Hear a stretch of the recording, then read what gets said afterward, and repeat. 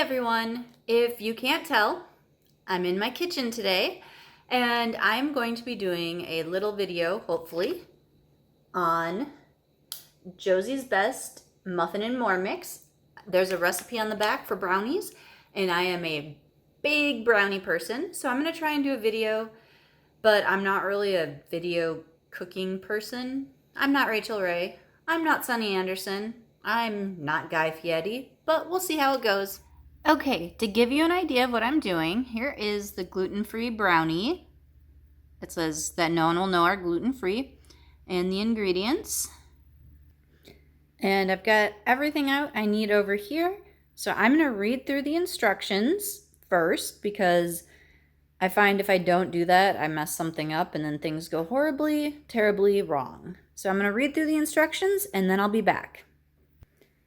Okay, so one thing I like to do is prep as much stuff as I can. So I've got the oven preheating, my pan set, I got my chocolate chips there, my butter's in the microwave, my helper is on the floor here. Oh, excuse me. And then I've got my sugar set for the next step, eggs and vanilla for the next step, and my dry mix for the last step. So that way I can just go boom, boom, boom down the line and I don't have to worry about, did I forget an ingredient? Did I do this step? Did I do that step? So that is how I try and prep everything. And I do this with recipes for dinner and desserts and all kinds of stuff.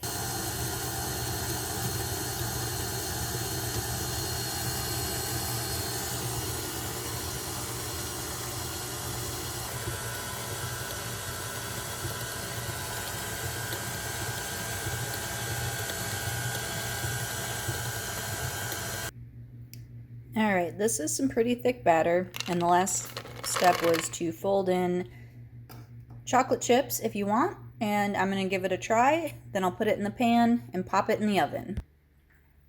All right, the recipe called for a 9x9 pan, but I had to throw away my square pan earlier this year because it was pretty gnarly. So I am using a 13x9 pan, and I got the mixture all in there. Helper still over on the floor there waiting for her turn to lick the bowl, which isn't gonna happen, but it's going into the oven.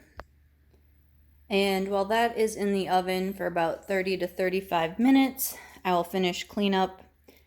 I try to keep cleaned up as I go, but sometimes it's just gotta wait till you're done. Okay, so one thing I want to mention before I review the actual brownies, because they're still in the oven, is the recipe on the back. So it was pretty easy to follow, but if I bring this up, let's see if I can get that focused on that. The steps aren't really listed out as steps, it's just one big paragraph. So it was kind of hard to follow. I would have liked to have seen like numbered steps and then like a little bit of differentiation between each step, because to me it looks like a run-on paragraph and it was a little hard to follow. So I'm hoping that I did not mess these up. Okay, they came out of the oven and they look and smell delicious. I cannot wait to give these a try and let you know how they were. All right, so my final thoughts on this brownie. So here, kind of a big slice I cut, but this is what it looks like. It's kind of thin, probably because I used a 13x9 instead of a 9x9 pan because, well, I don't have a square pan.